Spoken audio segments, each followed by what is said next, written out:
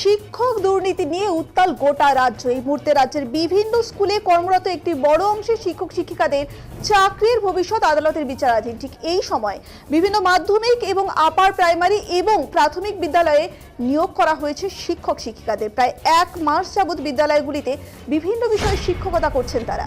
এই ঘটনায় রীতিমতো চাঞ্চল্য ছড়িয়েছে কোচবিহার জেলার মেখলিগঞ্জের বিভিন্ন এলাকায়। এক সংস্থার মাধ্যমে নিয়োগ হয়েছে তাদের বলে দাবি নিয়োগ হওয়া শিক্ষক শিক্ষিকাদের। মেখলিগঞ্জের উপেন চৌকি high school, Bhotbari Sitanath high স্কুলে একজন, ভান্ডানি আপার প্রাইমারি স্কুলে একজন ও জামালদহ এলাকায় একটি স্কুলে একজন এভাবে পড়াচ্ছেন। কোচবিহার জেলার মোট 64 জন বিভিন্ন স্কুলে পড়াবেন। একটি তালিকা ইতিমধ্যেই প্রকাশ্যে এসেছে বলে জানা গেছে। এর মধ্যে অনেকেই স্কুলে আসা শুরু করেছেন, বাকিরা পরবর্তীতে ধীরে ধীরে আসবেন বলে খবর। ঘটনার কথা স্বীকার করেছেন উপেন চৌকি হাই স্কুল ও ভোটবাড়ি সীতানাথ হাই স্কুলের ভারপ্রাপ্ত শিক্ষকরা। তবে তারা এই বিষয়ে কিছুই জানেন না। এ ব্যাপারে কোচবিহার জেলা বিদ্যালয় পরিদর্শক কি সমস্তটা বলতে পারবেন বলে এদিন জানান ভোটবাড়ি হাই স্কুলের প্রধান শিক্ষক দিবস রায় চৌধুরী। স্যার, আমরা জানতে পারলাম আপনার স্কুলে একজন শিক্ষক নিয়োগ হয়েছে। তো স্যার, উনি কিভাবে স্কুলে পড়াচ্ছেন বিষয়টি তো আপনার জানা আছে নাকি? হ্যাঁ, এই বিষয়টাই আপনারা আমাদের যে জেলা পরিদর্শক আছে তার সঙ্গে কথা বলেই উনি ভালো বলতে পারেন। মানে আপনার এর বাইরে কোনো কিছু জানা নেই স্যার? যেহেতু শিক্ষা সংক্রান্ত বিষয়, এই বিষয়টা আমাদের ডিআই স্যার যদি বলেন তাহলেই বোধহয় ভালো। আচ্ছা স্যার, কতদিন ধরে পড়াচ্ছে তাও? বিগত কয়েকদিন থেকে এসছে।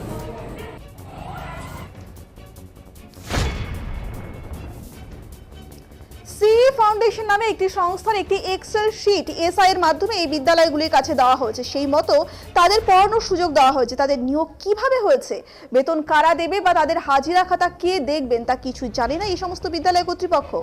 শিক্ষা দপ্তরের কোনো লিখিত সুপারিশ নেই। সংশ্লিষ্ট ওই সংস্থার সুপারিশপত্রের মাধ্যমে নিয়োগ করা হয়েছে, এ নিয়ে প্রশ্ন দেখা দিয়েছে। তবে যারা স্কুলে পড়াচ্ছেন তাদের মধ্যে অবশ্য দাবি সংস্থার কলকাতার কার্যালয়ে গিয়ে ইন্টারভিউ দিয়েই তারা কাজ পেয়েছেন। তাদের বেতন প্রতি মাসে 10,500 টাকা করে সংস্থা থেকেই দেওয়া হবে।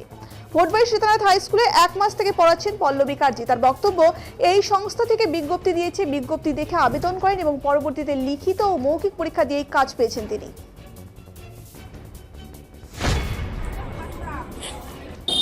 আমাদের নিয়োগটা হচ্ছে পেপারপত্রের মাধ্যমে সার্কুলার দিয়েছে, তারপরে আমরা ফিল আপ করেছি, তারপরে পরীক্ষা গিয়েছিলাম কলকাতায়, ওখানে পরীক্ষা দিয়েছি, তারপরে রেজাল্ট আউট হয়ে গেছে, তারপরে আবার ওখানে ভাইবা দিয়ে আসছি। আচ্ছা, সেটা মানে কোনো এনজিও সংস্থা থেকে? হ্যাঁ, সি ফাউন্ডেশন থেকে। আচ্ছা, সি ফাউন্ডেশন। আচ্ছা, এই স্কুলে আপনি কি কি পড়াচ্ছেন? এই স্কুলে আমি ক্লাস 6 দিয়েছি, আমাকে বাংলা, 7ও বাংলা দিয়েছে আর কি। কোনো সময় কোনো ক্লাস যদি ফাঁকা থাকে তাহলে হেড স্যার যদি যাইতে বলে তাহলে আমি সেই ক্লাসগুলো গিয়ে করে আসি। না না, কোনো সাবজেক্ট আমার যেরকম কোয়ালিফিকেশন সেই রকমই, আমার তো এমনিতেই বাংলা আর কি। না, যে মনে করো ক্লাসগুলো একটু মনে করো যে অফ থাকে সে ক্লাসগুলো যায়, আর এমনিতে সাবজেক্ট আমার বাংলায় আর কি। এখনও তো আমি পাই নাই, আমার তো এখনও অ্যাকাউন্ট হয়নি আর কি, এখনও তো আমি পাই নাই। হ্যাঁ, এনজিওই দিবে আমাকে। আমাদের উপেন চৌকি হাই স্কুলের রমা বর্মনের বক্তব্য, এই সংস্থার পক্ষ থেকে তার বাড়ি এসে যোগাযোগ করা হয়।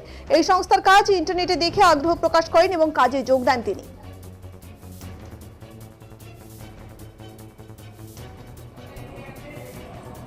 আমরা অনলাইনে অ্যাপ্লিকেশন করছিলাম।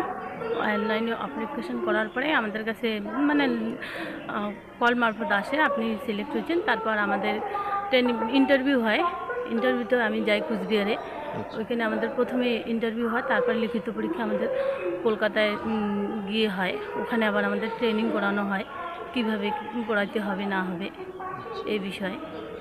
স্কুলের তরফ থেকে আমাদের কতগুলো মডিউল দিছে, ঠিক আছে।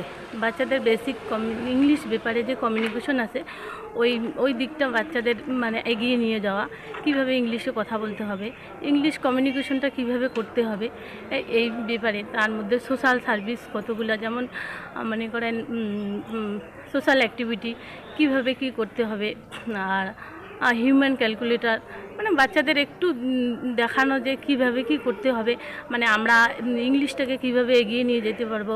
এইভাবে আমরা এইভাবে আর কি করছি। ক্লাস 5 থেকে আসলাম আমি, ইংলিশ কমিউনিকেশনের উপরে একটা ক্লাস নিয়ে আসলাম সিইউ ফাউন্ডেশন থেকে, সিই ফাউন্ডেশন। আমরা অনলাইন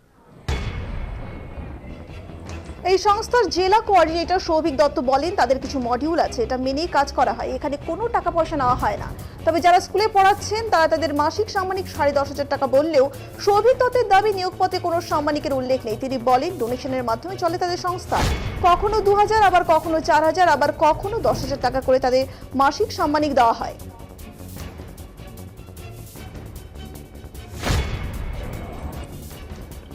আমি কোন দায়িত্বে রয়েছি? আমি ডিস্ট্রিক্ট কোঅর্ডিনেটর। আচ্ছা, ডিস্ট্রিক্ট বিহার আলিপুরদুয়ার। হ্যাঁ, কোচবিহার আলিপুরদুয়ার। আচ্ছা, স্কুলে তো নয়, স্কুলে নয়, সব স্কুলে আমরা কাজ করি না। আচ্ছা, ঠিক আছে, আমাদের স্পেসিফিক একটা লিস্ট আছে স্কুলে, হুম হুম, এই লিস্টটা আমাদেরকে প্রোভাইড করেছে ডিআই অফিস থেকে। আচ্ছা ঠিক আছে, সেই লিস্ট অনুযায়ী আমাদের কাজ। আচ্ছা, তো যেটা ফোকাস সেটা হচ্ছে আমাদের একটা মডিউল আছে এসএসএম অ্যাপ্রুভড। ঠিক আছে, যেটা IIT, NIT Rourkela, Joka, IIM, Calcutta University ইনকামবেন্সিতে বানানো হয়েছে। হুম হুম, ঠিক আছে, আমরা 2015 সাল থেকে কাজ করি। আচ্ছা, তো মূলত আমরা দক্ষিণবঙ্গেই কাজ করতাম, হুম হুম হুম, আমরা এখন নতুন আপনার উত্তরবঙ্গে কাজ করছি। হুম, ঠিক আছে, তো ওটাতে হচ্ছে মূলত আমরা গার্ল সেফটি এন্ড এমপাওয়ারমেন্টের উপর জোর দেই, একটু ইংলিশ কমিউনিকেশনটার উপর জোর দেই। আর এটা হচ্ছে, তারপরে আমরা যেহেতু এনজিও, হুম হুম, আমরা চাইল্ড লেবার, ডোমেস্টিক অ্যাবিউজ, হুম, এই জিনিসগুলোর উপরে আমরা জোর দিই। ঠিক আছে, তো হ্যাঁ, আমাদের মডিউলটা অনেকটাই মোটা। হুম হুম, কিন্তু এখন কি হয়, অনেক ক্ষেত্রে স্কুলে তো একটা ছেলে থাকলে তাকে দিয়ে শুধু মডিউল ক্লাস হয় না, অন্যান্য ক্ষেত্রে যদি কেপেবল হয় তাহলে আরো দু একটা ক্লাস টাস করতে হয়, এই আর কি। না না না না, এরকম যদি আপনি অভিযোগ পেয়ে থাকেন, হুম হুম, আপনি বরঞ্চ, আপনি যেহেতু সাংবাদিক, আপনি এটাকে আরো ভালোভাবে ডিটেলসে ঢুকতে পারবেন।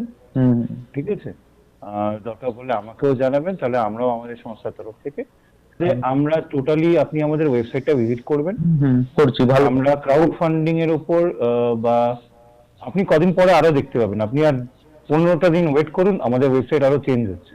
মানে আমাদের মানুষ যারা ডোনেট করবে তারা ওয়েবসাইটের মাধ্যমে গিয়ে ডোনেট করতে পারবে, হুম, এবং তারা প্রত্যেকটা বাচ্চার এগেইনস্টে আমরা তাদেরকে মান্থলি একটা রিপোর্ট কার্ড দেবো যে বাচ্চার ইমপ্রুভমেন্ট কতটা হলো, হুম, এবং তারা একটা বাচ্চাকে এরকম ভাবে স্পন্সর করতে পারে।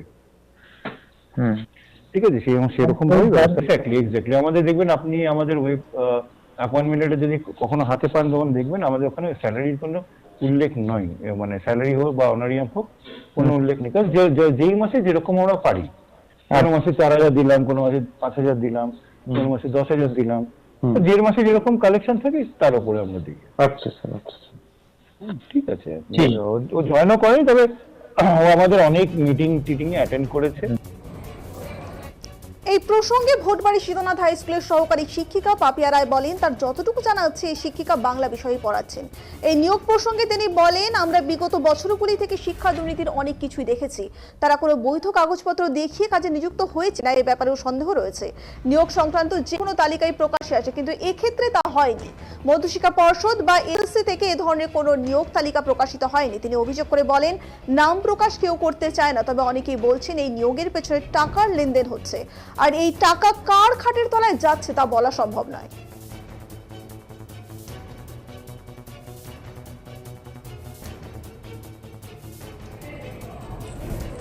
জানি বলতে ডিসেম্বরের দিকে একদিন স্কুলে এসে দেখলাম উনি উপস্থিত ছিলেন কমন রুমে। তো আমি ওনাকে জিজ্ঞেস করলাম কি ব্যাপার। উনি বললেন, কোনো একটা অর্গানাইজেশনের নাম বললেন, যে সেখান থেকে ওনাকে রিক্রুট করা হচ্ছে। উনি বাচ্চাদের মূলত যারা কোনো রকম নেশায় জড়িয়ে যাচ্ছে বা মোবাইল অ্যাডিকশন আছে বা কারোর কোনো মানসিক সমস্যা যদি কিছু থাকে, তাহলে সেই সমস্ত বিষয়ে কাউন্সিলিং করার জন্য ওনাকে কোনো একটা এনজিও মারফত ওনাকে নিয়োগ করা হচ্ছে স্কুলে। এটুকুই জানা ছিল। এখন আমি তো একাডেমিকে নেই, এবার আমাদের প্রতিদিন একটা প্রভিশন রুটিন হয় যেখানে ওনার ক্লাস দেয় উনি থাকলে পড়ে, এবং উনি তো ক্লাসে কমন রুমে বসে বাংলাই পড়ছেন, এবং হয়তো উনি ক্লাসে বাংলাই পড়াচ্ছেন। আমার কাছে যতদূর আমার যেটুকু জানা আছে, আমি ঠিক এক্সাক্ট বলতে পারবো না উনি ক্লাসে গিয়ে কি করছেন। এখন এখানে আমার ব্যক্তিগত মত সেটা হচ্ছে, আমরা তো বিগত বেশ কয়েক বছরে অনেক কিছু দেখলাম শিক্ষা দুর্নীতি। তো আপনারা এটা বিষয় ভালো করে একটু খোঁজ খবর নিন, কেননা অনেক রকম খবরই শোনা যাচ্ছে। কেউ বলছেন কম্পিউটার টিচার হিসেবে কোনো স্কুলে কেউ জয়েন করেছে, কোথাও কাউন্সিলর হিসেবে জয়েন করেছে, কিন্তু কোথাও কোথাও দেখা যাচ্ছে তারা হয়তো মেন স্ট্রিমেই পড়াচ্ছেন, তাদের কোনো ডিগ্রি নেই, বিএড ডিএলএড এই ধরনের কোনো ডিগ্রি নেই, কিন্তু তারা মেন স্ট্রিমে অনেক সময় পড়াচ্ছেন এবং তারা সেভাবে কোনো ভ্যালিড ডকুমেন্ট দেখিয়ে জয়েন করেছেন বলেও তো আমার মনে হচ্ছে না। কেননা যখন আমাদের কোনো টিচার নিয়োগ হয় তার একটা লিস্ট কিন্তু স্কুল এবং টিচার সংক্রান্ত একটা লিস্ট কিন্তু সেন্ট্রালি পাবলিশড হয়, যেটা কম বেশি পিডিএফ হিসেবে সবার কাছেই চলে আসে। তো এরকম কোনো লিস্ট কিন্তু আমরা সেন্ট্রালি অর্থাৎ আমাদের মধ্যশিক্ষা পর্ষদ থেকে বা এসএসসির তরফ থেকে কিন্তু আমরা শুনিনি কখনো আমরা যে এরকম কোনো লিস্ট বেরিয়েছে যে কোনো স্কুলে কোনো এনজিও থেকে বা কোনো এনজিও অনেক স্কুলে কিছু টিচার নিয়োগ করেছে, এরকম কোনো লিস্ট আমরা জানিনি, জানা নেই আমাদের। এবার স্কুল জানতে পারে, এইচওআইরা জানতে পারেন, আমার জানা নেই। দেখুন, নাম প্রকাশ তো কেউ করতে চায় না, অনেকেই তো বলছে যে একটা টাকার লেনদেন হচ্ছে, এটা আমি বলছি টাকার লেনদেন হচ্ছে, এবার সেই টাকা কার খাটের তলায় যাচ্ছে আমরা কি করে বলবো। জানি বলতে ডিসেম্বরের দিকে একদিন স্কুলে এসে দেখলাম উনি উপস্থিত ছিলেন কমন রুমে, তো আমি ওনাকে জিজ্ঞেস করলাম কি ব্যাপার। উনি বললেন কোনো একটা অর্গানাইজেশনের নাম বললেন যে সেখান থেকে ওনাকে রিক্রুট করা হচ্ছে। উনি বাচ্চাদের মূলত